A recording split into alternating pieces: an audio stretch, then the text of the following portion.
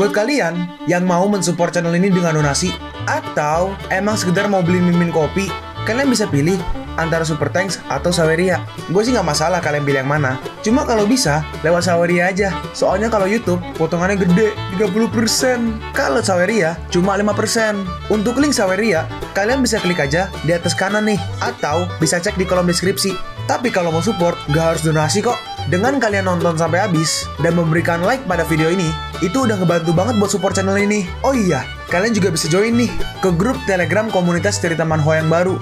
Untuk linknya, gue tampilin di layar ya. Tapi kalau malas ngetik, cek aja kolom deskripsi. Di sana, kalian bisa sharing nih topik seputar manhwa dan kawan-kawan, dan juga ketemu temen baru. Kalau mau info terbaru dari Mimin, misalnya upload kapan atau misalnya ada telat upload, Mimin pasti akan langsung infokan di Telegram.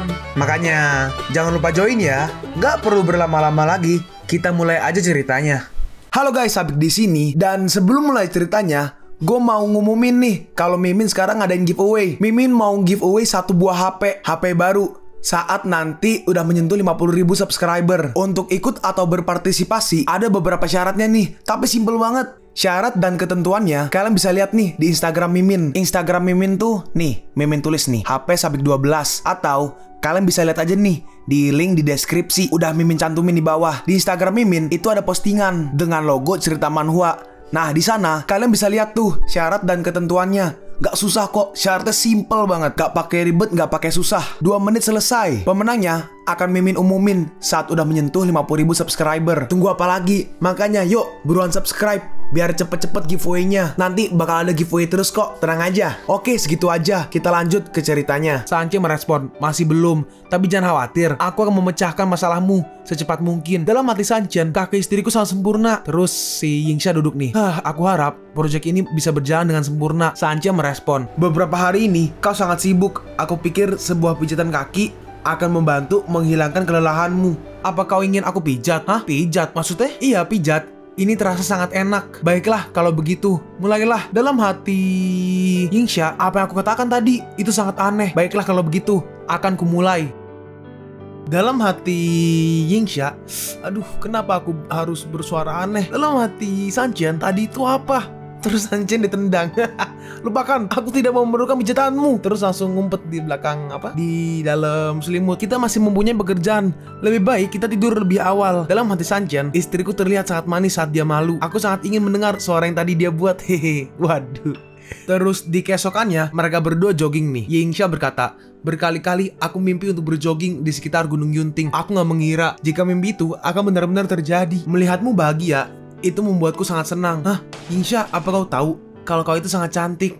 Yingsha membalas, Sanchen, sejak kapan kau menjadi ahli berkata manis? Sanchen merespon, tadi bukan sekedar kata manis, itulah kenyataannya. Ya udah, seberapa cantik diriku? Kau lebih cantik dari sungai dan gunung, serta lebih mempesona daripada bintang dan bulan. Yingsha Yingsha berkata, berhenti, jangan bicara lagi. Aku ngerasa merinding saat mendengarnya. Itu sangat memalukan. Yaudah, cukup dengan pembicaraan memalukan ini. Ayo, dalam hati Sanchen, aku terkadang berpikir untuk tidak perlu mengejar ketenaran dan keberuntungan. Dengan sumber daya keuanganku saat ini cukup untuk hidup bebas dan bahagia dengan Su Yingsha. Tapi hal ini nggak bisa aku lakukan.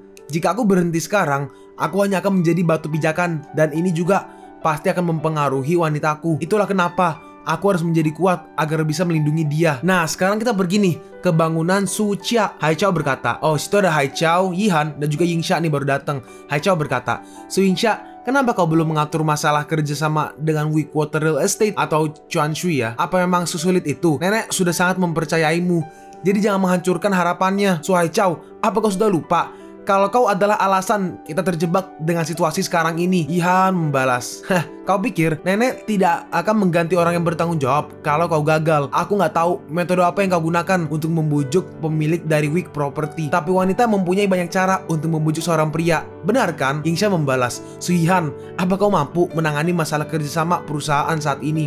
Apa kau terlalu banyak menghabiskan waktu dengan hadiah pertunangan dan terlalu mengandalkan pria yang bahkan tidak pernah muncul? Iya, lalu kenapa saat aku menikah dengan keluarga kaya, aku tidak akan melihat lagi keluarga Su dengan mataku? Sebagai orang biasa, apa yang bisa kau andalkan? Tapi kau masih tetap asistenku, dan kau masih harus mendengarkanku. Kau sebaiknya berharap jika pria yang kau andalkan itu cepat-cepat muncul. Jangan cuma berdiri di sana cepatlah datang ke ruang konferensi. Aku punya pengumuman penting dalam 15 menit lagi. Haichao berkata, wanita sialan. Dia pikir siapa dia bisa mengaturku seenaknya sendiri, ha? Iya, menambahkan nih. Haichao, bagaimana dengan investigasimu? Apa kau punya informasi? Ini sedikit susah, tapi percayalah, aku sudah melakukan yang terbaik untuk menemukan dia. Aku mencurigai jika orang yang memberi hadiah pertunangan itu kemungkinan dari keluarga Han Dianqing. Jika ini benar, kalau begitu, kau pasti sangat beruntung. Tentu saja. Aku sudah susah payah mencari keluarga kaya untuk dinikahi. Dalam hati Yihan, saat aku sudah menikah, aku akan membuat Su Yingxia berlutut di bawah kakiku. Mereka pun masuk ke ruang konferensi. Haichao berkata, Su Yingxia, kau mengadakan pertemuan dadakan di saat keluarga kita sedang dalam keadaan genting. Kau lebih baik memberi kabar baik mengenai weak real estate.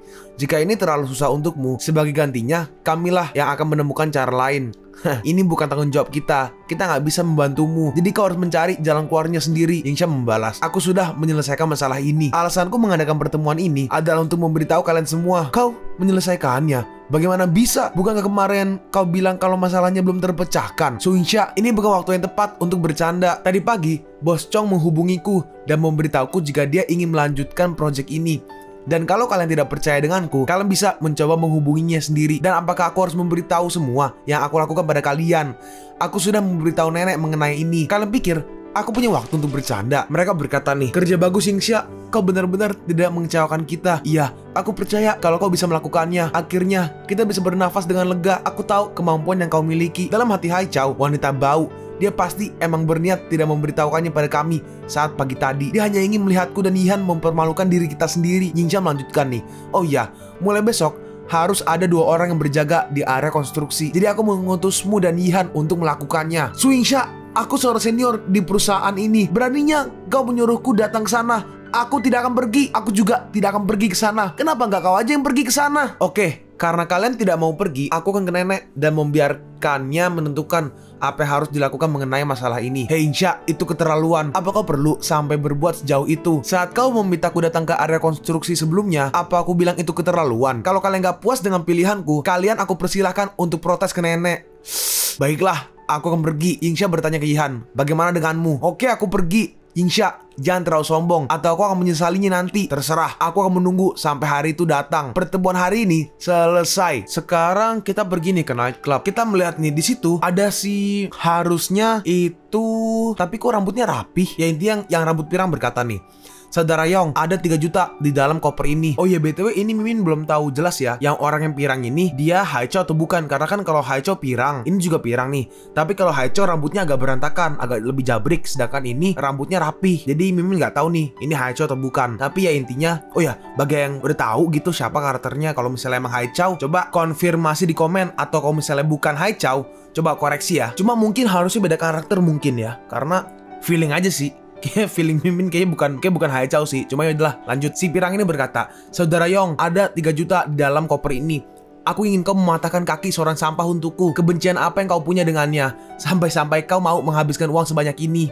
Karena aku ingin dia berlutut dan memohon ampun padaku. Dan aku ingin dia mengembalikan wanita yang seharusnya adalah milikku. Terus tiba-tiba, Kakak Sanchen, kau datang. Hormat kepada Kakak Sanchen. Kakak Sanchen, melihat si pirang, Sanchen berkata, rupanya kau. Sanchen, Haichao kah? Nggak tahu lah, intinya kayak bukan deh, nggak mungkin. Harusnya bukan sih ya, karena kan nggak mungkin wanitanya Yingxia, wanitanya Haichao nggak mungkin kan? Kan sekeluarga. Oke, lanjut. Dalam hati si pirang, bajingan ini. Saudara Yong, dia adalah sampah yang aku bicarakan. 3 juta ini akan sepenuhnya menjadi milikmu kalau kau mematahkan kakinya. Aduh, bodoh sekali. Cepat, Yang Peng, bawa kembali uangmu dan keluar dari sini. Yang Peng, oke, Yang Peng. Sanchen berkata, Lin Yong, beritahu aku, kaki siapa yang akan dipatahkan untuk 3 juta? Kau tahu kan apa yang harus dilakukan? Lin Yong berkata, kenapa kalian semua hanya diam? Apa kau nggak dengar apa yang dikatakan kakak Sanchen? Cepat lakukan. Yang Peng berkata, Saudara Yong, apa yang kau lakukan? Aku membayarmu 3 juta untuk mematahkan kaki sampah itu. Saudara Yong, tolong, jangan. Saudara Yong, ampuni aku. Dan si Yang Peng diserang terus-terusan nih. Sudah, cukup. Ternyata Yang Peng dihajar dan kaki dipatahkan tuh. Sanchen berkata, aku gak peduli dengan apa yang kau lakukan sebelumnya. Tapi itu bukan berarti aku akan membiarkanmu mengacau. Mulai dari sekarang, kakimu yang patah akan menjadi pelajaran untukmu. Kalau kau ingin terus hidup, lebih baik kau tetap menjauh dari Su Yingxia. Sanchen, lebih baik kau mengawasi dirimu sendiri. Aku pasti akan membalasnya 2 kali lipat. Lebih menyakitkan daripada hari ini. Oh, kelihatannya kau masih punya tulang untuk dipatahkan lagi. Ini adalah peringatan terakhir. Kau lebih baik tidak menggangguku lagi, atau seluruh keluarga yang akan hancur bersamamu. Cepat, lempar dia keluar. Dan dia pun dilempar keluar tuh. Itu tangannya, yeay. Sanchen berkata, kau memberitahu di telepon jika ada sesuatu yang terjadi dengan Moyang. Ada apa? Bosmu baru-baru ini datang ke bar dengan orang-orang dari arena boxing bawah tanah. Shin bilang jika dia menderita dan mendapat cukup banyak luka. Arena boxing bawah tanah. Yefei, harusnya Yefei sih. Yefei adalah bos dari arena boxing bawah tanah Yuncheng. Iya kan? Ling Yong melanjutkan nih. Yuncheng saat ini mempunyai 3 arena boxing bawah tanah, dan mereka semua adalah milik Yefei. Aku dengar Yefei tidak suka bosmu keluar dari guanya. Jadi dia berniat untuk mengganggu momentum bosmu. Oh, hanya itu. Suruh Moyang datang ke sini dan aku akan membantunya menyelesaikan masalah ini. Sekarang kita masih di klub malam kota iblis. Sanchen berkata, aku dengar tentang arena boxing bawah tanah. Bagaimana? Butuh bantuan? Moyang merespon nih. Apa bisa kau membantuku menemukan seorang master? Dan apa kau memerlukan uang untuk mencarinya? Beberapa bawahanku terluka parah dan harus menetap di rumah sakit. Sanchen berkata, aku adalah seorang master. Aku tidak akan menarik sepeser pun uang jika aku yang pergi. Nggak perlu. Lihatlah tangan dan kaki kecilmu itu. Aku takut kalau kau akan babak belur karena mereka. Oh, kau meremehkanku. Ayo, pergi ke arena boxing bawah tanah. Aku akan memperlihatkanmu apa yang bisa aku lakukan. Terus sekarang kita pergi nih ke arena boxing bawah tanah. Tuh ada yang lagi berantem, orang nonton-nonton, terus ada lagi duduk tuh di sofa. Seseorang melapor nih, saudara Fei, hampir setengah dari bawahan Moyang dikirim ke rumah sakit. Kelihatannya masalah ini akan segera diselesaikan.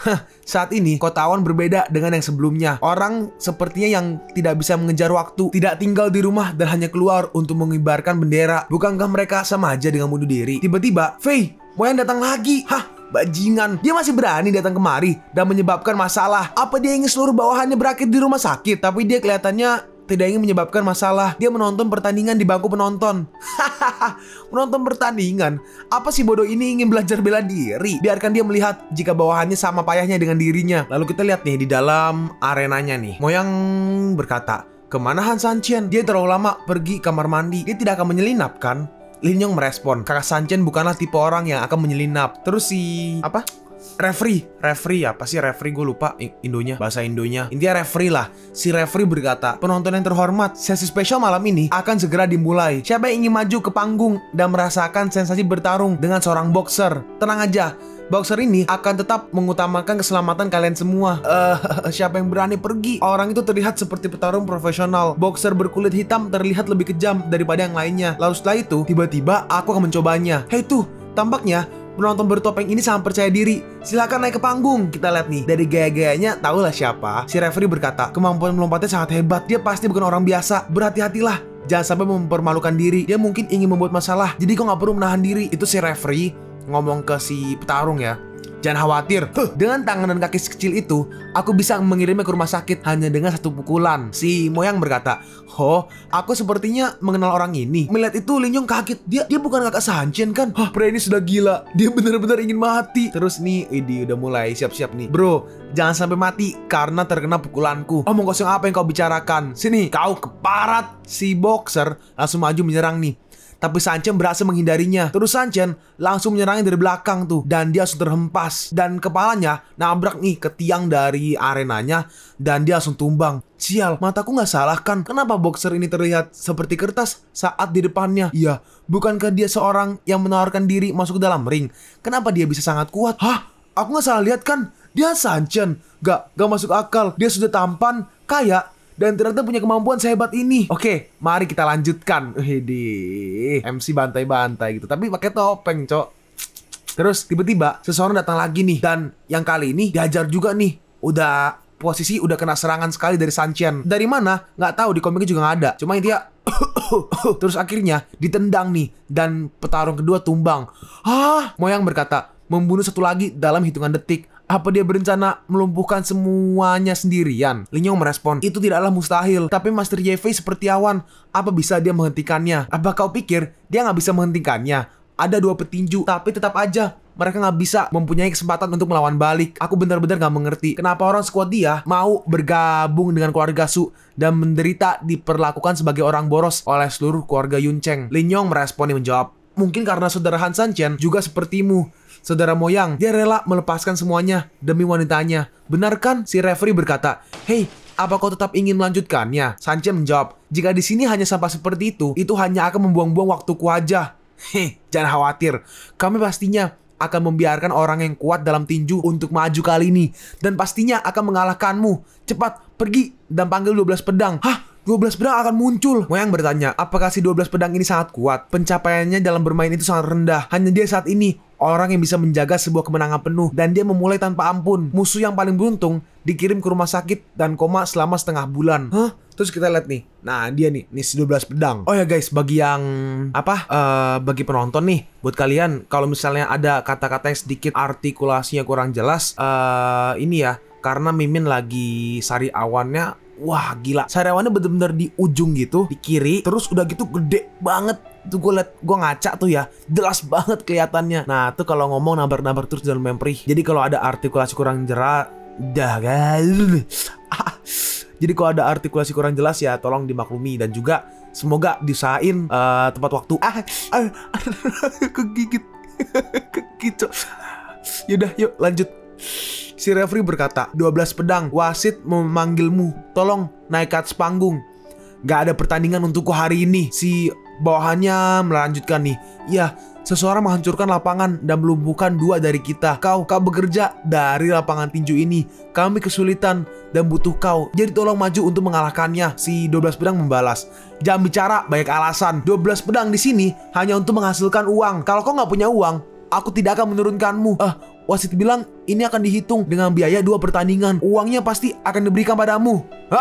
Dia dilempar dan si 12 pedang maju nih. Hei tuh, 12 pedang, 12 pedang. Si referee berkata, oh iya referee itu wasit, gue baru inget. Wasit berkata, 12 pedang, beri anak ini yang tak tahu tinggi langit dan bumi pelajaran. Kau adalah orang yang menghancurkan tempat ini. Biar ku beri sebuah saran. Rumah sakit ortopedi kota ini sudah bagus. Kau juga harus mengunjunginya nanti. Karena kau sudah akrab, kau harus memesan 1 kasur pertama untukmu. Bersiap, pertandingan dimulai. Pria yang luar biasa. Kalau kau bisa mendorongku selangkah aja, aku mengaku kalah. Oh, itu yang kau katakan. Kita lihat nih, mereka berdua maju beradu serangan. Jebret, beradu serangan tuh. Dan serangannya berhasil nih kayak tertahan gitu. Jadi sama-sama berhasil menahannya. Gak ada yang terhempas. Dalam hati si 12 pedang, apa-apaan laki ini? Siapa dia? Kita lihat, apa dia pantas berhadapan dan bertukar pukulan denganku? 12 pedang berkata, kita lihat seberapa lama kau bisa bertahan. Si 12 pedang meluncurkan serangannya bertubi-tubi dan Sanchen mencoba menahannya. Dan berhasil nih, Sanchen berhasil menahannya semua nih. Gak buruk. Sebenarnya Chang menerima banyak pukulan dariku tanpa mundur. Kita melihat si 12 pedang maju lagi untuk menyerang. Sanchen mencoba menahannya, tapi berhasil nih kayaknya ya. Si pedang itu dia 2 kali lebih kuat dari si sesat itu. Lin Yong berkata, orang sesat itu adalah aura Sanchen. Maksudku si 12 pedang ini telah mendaratkan banyak pukulan, tapi hanya 1 yang bisa dia kembalikan. Tapi Sanchen cuma bertahan di situasi ini. Ini nggak bagus. Itu benar-benar tidak bekerja. Kita harus menghentikannya. Walau kau merobek bahkan dengan wajah yang terluka, kau nggak boleh membiarkan Sanchen dalam bahaya. Kita melihat nih, ternyata bener, Sanchen berhasil menahannya. Dan Sanchen belum tumbang. Si 12 pedang berkata nih, bisa menerima banyak pukulan tanpa jatuh. Kaulah yang pertama. Sebagai orang yang baik, memilih untuk datang dan bertarung. Serahkan uangmu semuanya yang telah kau hasilkan dari ruang tinju ini. Tapi itu tidak akan berarti aku akan membiarkanmu pergi. Kita melihat nih, si 12 pedang maju dan ada kayak, widih, ada singanya gitu tuh, maju. Dan si Sanchen mencoba menyerang balik nih, menggunakan tendangan. Hei, rasakan tinju ini! Sanchen menendangnya, dan tendangannya berhasil mengenai si 12 pedang. Dan si 12 pedang pun terhempas mundur. Si 12 pedang terkena pukulan, terdesak. Saudara Sanchen sebenarnya telah mendesak pedang 12 atau 12 pedang. Kau sedikit mundur, apakah itu dihitung? Si 12 pedang hanya diam nih. Terus 12 pedang jalan pergi nih. 12 pedang berkata, uang dari permainan ini aku tidak menginginkannya lagi. Hei, 12 pedang, mau kemana kau? Hei, ring tinju itu sulit. Kau gak bisa pergi begitu aja. Kau ingin aku mengingkari janjiku? Pergi kau. Dan si wasit diserang sama si 12 pedang. Dan dia pun pergi. Akhirnya si Sanchen pun balik nih. Widih, balik. Tapi tangannya agak sedikit terluka tuh. Moyang berkata, bagaimana itu? Apa kau butuh sesuatu? Butuh pergi ke rumah sakit? Aman, biar Lin Yong membawaku ke rumah sekarang. Terus naik mobil. Moyang berkata, 12 pedang. Orang ini juga menyebutkan kepercayaan. Enggak, bagaimanapun dia ingin bertanding ulang. Itu jadi sebuah masalah. Kalau aku melawannya lagi, itu mungkin sangat sulit. Terus bagaimana dengan dia? cacat. Sanchen pun akhirnya pulang nih. Lagi di kamar mandi sikat gigi. Dalam hati Sanchen, ini sakit, ini sakit. 12 pedang itu berkulit tembaga dan tulang besi. Tanganku serasa mau copot. Terus Sanchen pun ke kamar. Saat dilihat, loh kasurku di mana? Yingxia berkata nih, seperti kataku, selama kau menolongku menyelesaikan masalah sifat air yang lemah atau Chuan Shui itu, aku akan membiarkanmu tidur di kasur. Asyik, istriku, aku datang. Kalian pun sampai di penghujung video ini. Kalian mau tahu lanjutan chapter ini? Atau manhwa menarik lainnya? Makanya, jangan lupa subscribe biar kalian gak ketinggalan kalau gue upload video baru. Jangan lupa like, komen, dan share ke teman-teman kalian supaya channel ini bisa lebih berkembang ke depannya. Segitu dulu dari video cerita manhwa. Gua Sabik undur diri. See you on the next video. Zaijian!